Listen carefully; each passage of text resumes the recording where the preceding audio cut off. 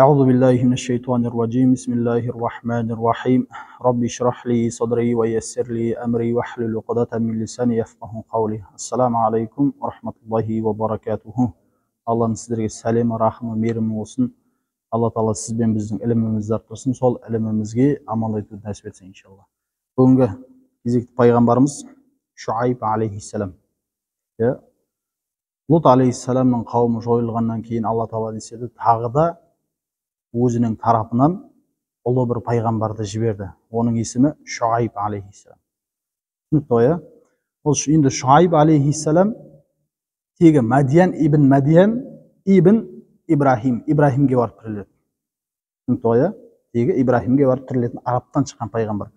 Біздер өткен дәрістерде айтқан едік қой, Алла елшісі саллаллаху алейхи уассалам Абу Зар радиаллаху анхуға айтып отқан кезде, осы пайғамбарлардың тарихын айтып отырған кезде ішінен төртеуін айтады. Олар төртеуі Худ, Салих, Шуайб және өзінің пайғамбарың ей Абу Зар деп айтқан пайғамбарсыз. Осылар арабтар деген. Түсінікті.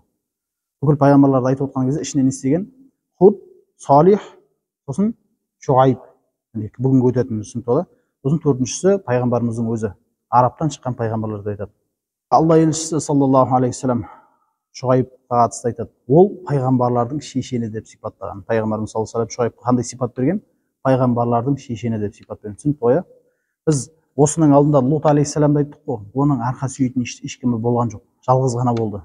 Тек иман келтірген екі қызы ғана болды. Қалғандар не істеді? Адасушылықта қалды. Содан кейін айттық қой біз аяқтаған кезде Лут алейхиссалам тарихын. Алла Тағала бұдан кейінгі пайғамбарларды не істеген? Қуатты қылып жіберген. Несімен? Руымен, тайпасымен. Түсінікті ғой? Арқа сүйейтін бірдеңелер бар деген секілді. Сол секілді қазір мынадан да түсінетініміз, енді Шуайб алейхиссалам Маған деген қалаға, Маған жердің аты түсінікті ғой?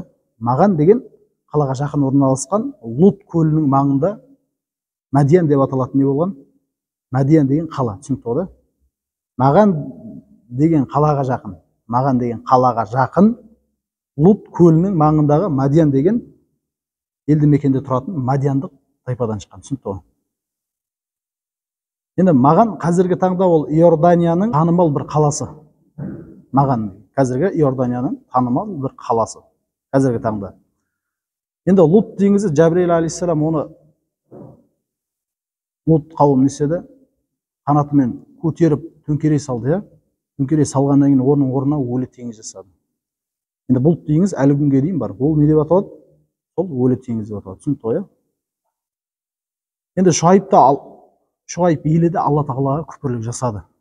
Басқа елшілердің қауымы секілді бұның да елшісі не істеді? Аллаға күпірлік жасады, қылмыс жасады. Және бұлар пұтқа да табынды. Және олар жолдан торып қарақшылық жасайтын болған. Бір малдарын тартып алады. Және саудамен айналысады. Саудамен айналысқанда көп қиянат жасайтын болған бұлар. Әлгі сауда саттықта қиянаттың төресін жасайтын болған. Енді осы кіріспеде айтқанымыздай пайғамбарлардың міндеттерінің бір не еді? Сондай қоғамдағы қарым қатынасты жаңағыдай бір жайсыз нәрселерді реттеу еді мақсат, және Аллаға шақыру, таухидке шақыру. Бәрі мақсаты еді. Енді осы Шуайб алейхиссаламды өзінің қауымының экономикалық кезеңіне тап болған. Сондай сауда саттық, жеу, тонау, осы нәрселерге көп келген. Және олар пұтқа табынатын болған. Алла Тағала оларды әл-Айка деп атаған. Айка. Не үшін десе, олар өздерінің Айка деп аталатын бір ағашқа табынатын болған. Түсінікті ғой? Қандай ағашқа табынатын болған? Әл-Айка деп аталатын ағашқа табынатын болған. Алла Тағала олардың осы сипатын Құранда да баяндайды. Estağfirullah. Кәззәбә асхабул айкатил мурсалин. Көрдіңіздер ме? Кәззәбә асхабул айкати. Әл-Айка елі де елшілерді жалғанға шығарды. Өзіне жіберген елші кім еді? Шуайб алейхиссаламды жалғанға шығарды деп жатыр. Не деп атаған бұл елді? Құранда Айка елі деп атаған. Түсінікті ғой? Енді Шуайб алейхиссалам бұларға дағуаты жасаған. Ағраф сүресінің 85-ші аятында айтады: Estağfirullah. Ва иля Мадияна ахахум Шуайбан. Мадиян еліне туыстары Шуайбты жіберген едік дейді Алла Тағала. Қала я қауми яъбудуллах. Қала я қауми яъбудуллах. Сөйтіп Шуайб еліне не деді? Ей елім, Аллаға құлшылық қылыңдар деді. Сөйтіп, «Ма лакум мин илахин гайрух», сендердің одан басқа құдайларың жоқ деді. Аллаға ғана құлшылық қылыңдар, сендердің одан басқа құдайларың жоқ. Ол хақ құдай деп жатыр. Және ар жағында айтады, «Қад жааткум байнатум мир раббикум». Сендерге Раббыларыңнан анық бір дәлел келді дейді. Сендерге Раббыларыңнан анық бір дәлел келді деп жатыр. Және фауфул кайла вал мизан. Енді өлшеулі тартуды толық орындаңдар деп қауымына айтып жатыр. Және жалғасында айтады, «Вала табахасу наса ашяахум». Адамдардың нәрселерін кемітпеңдер деп жатыр қауымына. Адамдардың нәрсесі, себебі жаңа айттық қой, бұлар не істеген? Қарақшылықпен жолды торып, мал мүліктерін тартып алып, сауда жасаса қиянат жасайтын болған. Сол жайлы айтылып жатыр аятта. «Вала табахасу наса ашяахум». Адамдардың нәрселерін кемітпеңдер дейді мағынасында. «Вала туфсиду фил арди ба'да ислахиха». Түзелге және түзелгеннен кейін жер жүзінде бөлікшілік қылмаңдар деп жатыр қауымына. Бұл Шуайб алейхиссаламның қауымына айтқан Алла Тағала Құранда келтіріп жатыр бізге. Және келесі аятта айтады, «Заликум хайру лакум ин кунтум муъминин». Егер иман келтірер болсаңдар, сендерге осы істерім хайырлы, жақсы. Иман келтіріңдер деп дағуатын жасап жатыр. Және келесі аятта айтады, «Вала тақуду бикулли сиратин ту'идуна ва тасуддуна ан сабилиллахи ман амана бихи ва табғунаха айважа». Иман келтіргендерді Алланың жолынан тосып, қауымның істейтін нәрселерін тағы да қайтарып жатыр, істеген істерінен. Алланың иман келтіргендері, Аллаға иман келтіргендерді Алланың жолынан тосып, бопсалап, қорқызып, тартып алып деген нәрселер. Және қыңырлық іздеу үшін жол үстінде оларға не істемеңдер, тосқауыл болмаңдар, жол үстінде отырмаңдар деп жатыр. «Вазкуру из кунтум қалилан». Ойланыңдар дейді. «Вазкуру». Сендер ойланыңдар, сендер аз едіңдер. Не екен бұлар басында? Өте аз болған. Сендер аз едіңдер. «Факассаракум». Алла Тағала сендерді неседі? Ұрпақ берді, көбейтті. Нығметін айтып отыр Алла. Сендерді Алла көбейтті. «Ванзуру кайфа кана ақибатул муфсидин». Сондай-ақ бұзақылардың соңы қандай болатынын қараңдар дейді. Көрмедіңдер ме? Яғни көріңдер, қараңдар деп жатыр. Себебі бұған дейін қанша қауымды Алла Тағала жазалаған еді. Ең бірінші Нух алейхиссалам қауымы, тофан келді. Тофан сумен бүкіл жер жүзінде жойды. Тек иман келтіргендер ғана Нухпен кемеге отырды. Жаңа айтқандай, 10 шақты адам иман келтірді деген секілді. Және жан-жануарлардан ұрғашы еркегін алып кемеге салды. Бұл Нухтың қауымына келген азап. Және бұлдан не істеді Алла Тағала? Оны келесісіне ғибрат алсын. Өзіне бір ғибрат іздесін деп не алып қалды олардан? Тарихи бір нәрселер қалды, түсінікті ғой, кемесі деген секілді. Қазір кемесі бар.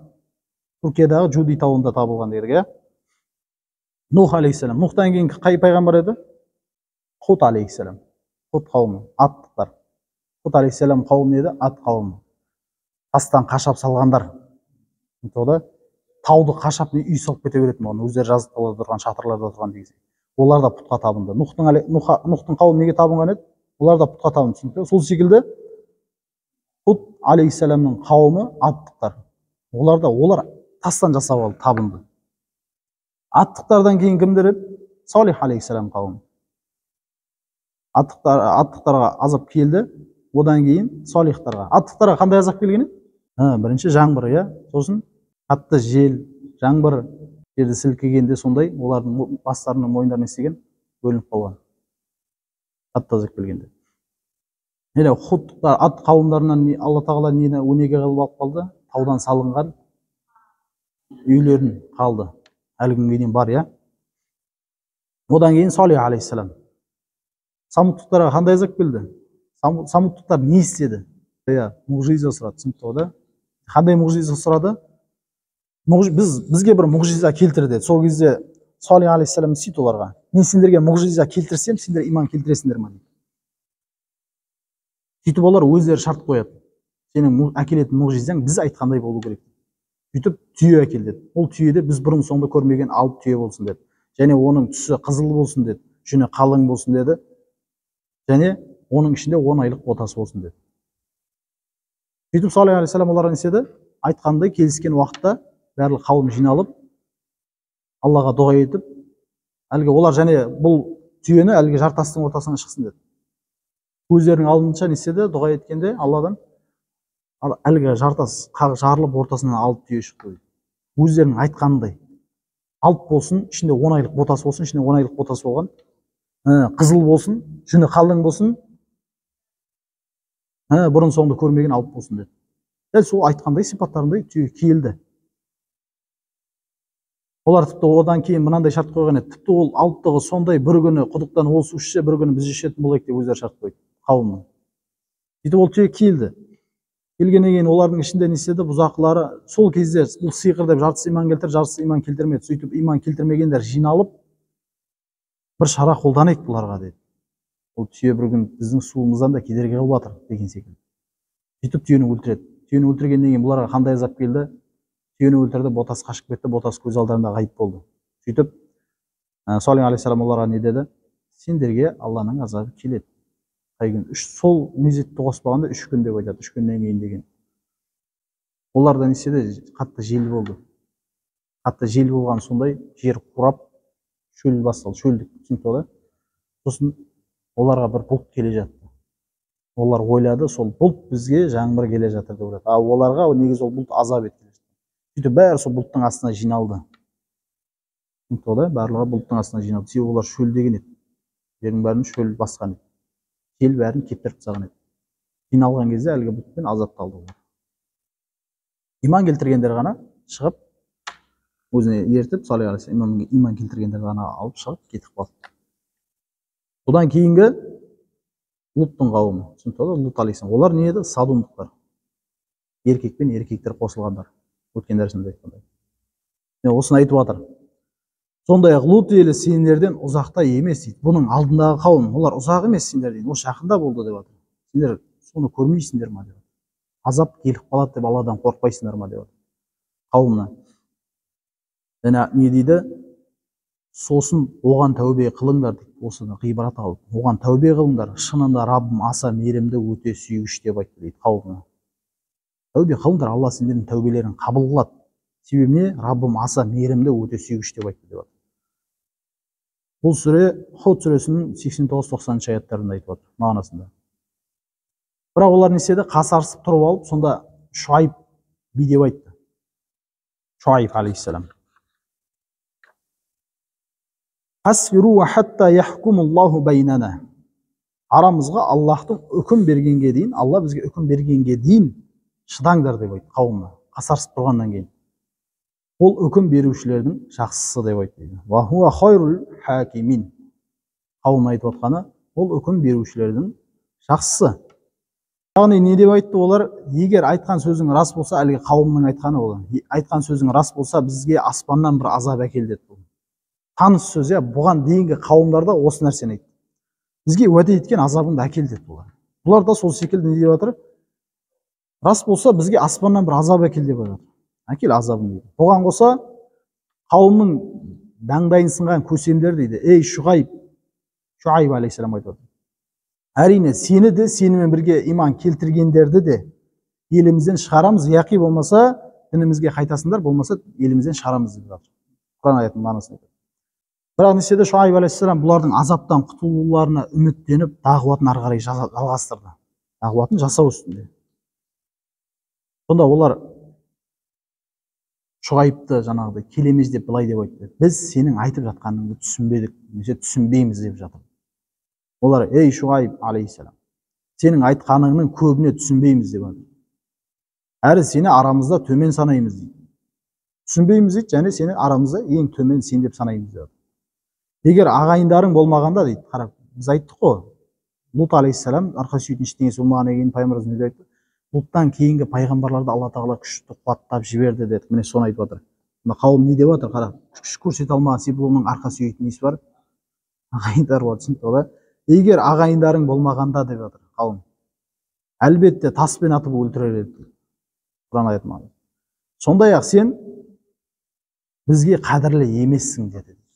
мүлдем ту сырттарыңа тастадыңдар деп отыр мағынасында аяттың. Расында Раббым не істегендеріңді толық білуші. Ей халқым, қолдарынан келгенін істеңдер дейді. Біз айтты ғой, таспен ұрып өлтірер, ендеше қолдарынан келгендерін істеңдер деп. Мен де әрекет етемін дейді Шуайб алейхиссалам. Сендер өз әрекеттеріңді жасаңдар, мен де әрекетімді жасайын деп. Жақында қорлаушы азаптың кімге келетінін және кімнің өтірікші екенін білесің дейді. Сендер айтқан азап келе ме, немесе мен айтқан азап келе ме деген нәрсе. Енді күтіңдер дейді. Әрине мен де сендермен бірге күтушімін. Сендер күтіңдер, мен де күтемін дейді. Сендер әкеліңдер азаптан деп. Менің уәде еткен азабым келеді, күтіңдер деп. Сөйтіп Шуайб алейхиссалам ол Аллахқа өзі мен олардың арасынан не сұрайды? Олар мен өздерінің арасын алшақтатып сұрайды Шуайб алейхиссалам. Иман келтірмегендердің мен өзінің арасын алшақтатуын сұрайды. Сонда оларға азап келеді қауымына. Енді осы жерде қара, азап келеді, және ол азап алуан түрлі болғандығы айтылады, бірақ оның азаптың қандай екендігі жайлы кітаптарда мәлімет келтірілмеген. Ешбір кітаптан естімеген, қандай азаппен азапталғандығы жайлы мәлімет келтірілмеген. Осыған қатысты айтады Абдулла ибн Аббас Шуайбқа қауым айтады: ей елім, расында мен сендерге Раббыңның нұсқауларын жалғастырдым. Шуайб айтып отыр қауымына: мен сендерге Раббымның нұсқауларын жалғастырдым, әрі сендерге үгіт жасадым, дауатын жасадым, ескерттім. Ал енді қарсы болған бір елге қайтып қайғырайын дейді. Азап келді қауымына. Ол азабы да Шуайбтың еліндегі ауаны ауыстырмай қойғандығы жайлы айтады Алла Тағала. Оған келген азаптың бір несін істеген тек ауа ауыспай қойған. Жел болмаса, желдің нығметі, Алланың құдіреті, мейірімі. Әрбір нәрсенің өзінің қызметі бар, жел болмаса, ауа ауыспайды екен. Сасып кетеді дейді. Аспан мен жердің арасы сасып кетеді дейді. Сол секілді бұларға не істемеген Алла Тағала жел бермей қойған негізі. Ауа ауыспай қойған дейді. Сөйтіп олар бірнеше күн ауа ауыспағаннан кейін олар күнде қызған. Ауа ауыспаған, күн қызған. Олар өлермен халге жетеді, шөлдейді, ауа ауыспайды, демі тарығады деген секілді. Сол лас ауаны өздері жұтады. Сонда Алла Тағала қала сыртынан бір бұлт жібереді дейді оларға. Бір бұлт жібергенде сол сәтте жер сілкініп, олар не істейді? Бұлттың астына жиналады. Сөйтіп олар бұлттың астына жиналып, жер сілкініп, олар солай жерді сілкіндіріп жойған дейді. Енді Шуайб алейхиссалам қауымына дағуатын жасады. Бұл қауымда да не істеді? Шуайбқа аз ғана адам иман келтірді. Аз ғана. Лутқа Лут алейхиссаламға екі адам иман келтірсе, ол да екеуі қыз еді. Ал Шуайб алейхиссаламға аз ғана адам иман келтірді. Сол иманға келтіргендермен олар шығып кетті. Сол қауымнан не істеді? Шығып, басқа жаққа қарай қоныс аударды. Сөйтіп ол әлгі қауым азапталғаннан кейін шығып кеткеннен кейін Мадиянға қайтып оралды дейді. Мадиян жері сол қалпында сақталған болатын. Сөйтіп ол сонда өмір сүреді Шуайб алейхиссалам, өзіне иман келтіргенмен. Сол жерде Мадиян тұрғындарының да иман келтірген, жартысынан көбі деп айтады. Жартысынан көбі Шуайб алейхиссаламға иман келтірген болған. Кейін біздер Мұса алейхиссаламның қиссасына келген кезде айтамыз, Мұса алейхиссаламның барған жері осы Мадиян. Кейін Мұса алейхиссалам қиссасына келгенде айтамыз иншалла. Енді Шуайб алейхиссаламның қиссасынан алынар ғибрат. Шуайб алейхиссалам қауымына ескерткенде де не деп айтты? Оған дейінгі қауымдарға болған нәрселермен ескертті бірінші. Болған ақиқи нәрселермен. Азап, және оған ең жақын Луттың қауымына келген азаппен де ескертті. Олар көре тұра не істемеді? Иман келтірмеді. Осы жерде байқайтынымыз, иман келтіруде Алланың мейірімі, рахымы екен. Алла кімді тура жолға бастамаса, оны ешкім тура жолға бастай алмайды. Алла кімді тура жолдан адастырып қойса, оны ешкім тура жолға бастай алмайды. Сондықтан әр намазымызда, дұғада истиқама сұрау керекпіз. Осы ла илаха иллаллах Мұхаммад Расулулла деп айтқаннан кейін осы сөзімізде өлім соңғы сәтіне дейін берік тұруымызды Алладан сұрау керек екенбіз. Соңғы сөзімді, я Раббым, ла илаха иллаллах Мұхаммад Расулулла калима шахадаттан қыл, калима тавхидтан қыл деп. Біз сенімді болмау керекпіз қазір калимамызды айтып жүріп, өміріміздің соңғы сәтінде қандай болатыны Аллаға мәлім. Сондықтан қазір әрекетімізді жасап, дұғамызды жасау керекпіз. Аллаға деген махаббатымызды арттыру керекпіз. ей Шуайб, біздің аталарымыздың табынғанын тастауымызды дейді.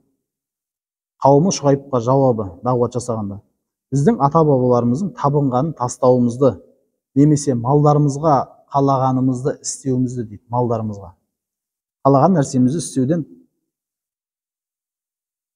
бізді тыйып жатқан сенің намазың ба дейді. Намазың ба бізді тыйып жатқан дейді. Намазың ба деген сенің дінің ба деген сөз. Бізді тыйып жатқан сол ма дейді. Сол бізге әмір ете ма дейді. Демек осыдан түсінетініміз, олар Шуайбты бұлай ысырған себебі дейді, қара. Бізді малдарымыздан, жаңағыдай ата бабамыздың жасаған нәрселерін жасаудан бізді қайтаратын сенің намазың ба деген, сенің дінің ба дегені, олар тек бұлай деп түсініп отыр. Сен дінің ба, дініңмен бол, біз сауда саттығымызға араласпа деп жатыр дейді. Жолама, сен араласпа деп жатыр. Олар солай түсініп отыр. Дінді сырт сап отыр. Демек біз осыдан ада болу керекпіз. Дін барлық нәрсеге қатысады. Демек біз бір нәрсе істеп жатырық па? Алла не дейді? Алланың шариғаты не дейді? Шариғаты Алланың заңы. Түсінікті ғой? Алланың шариғаты не дейді? Құранда не деп отыр? Бола ма, болмай ма деген. Мысалы, жерден бір нәрсе тауып алдым. Алуыма бола ма, болмай ма? Хақ. Не дейді дін деген секілді. Соны ой бізде, түсінікті ғой? Соны білу керекпіз. Өзіміздің ойымызды салып бола береді деп баса беруге болмайды. Міндетті түрде хақтан хақты сұрау керек. Түсінікті ғой? Алла Тағала бізге өзінің әмірін, тыйымдары мен бұйымдарын түсіріп қойған. Ол бізге Құран кәрім қиямет күніне дейін сақтайын деп қойған. Алла Тағала сіз бен бізді сол өзінің Құран кәріміне амал етуді, мынау өткен пайғамбарлардың ғұмырынан, қауымына келген азаптардан қорқып, сондай қателіктерді жасап қоюдан сақтанатын шынайы жүрек нәсіп етсін. Ахиру дағуана алхамдулиллахи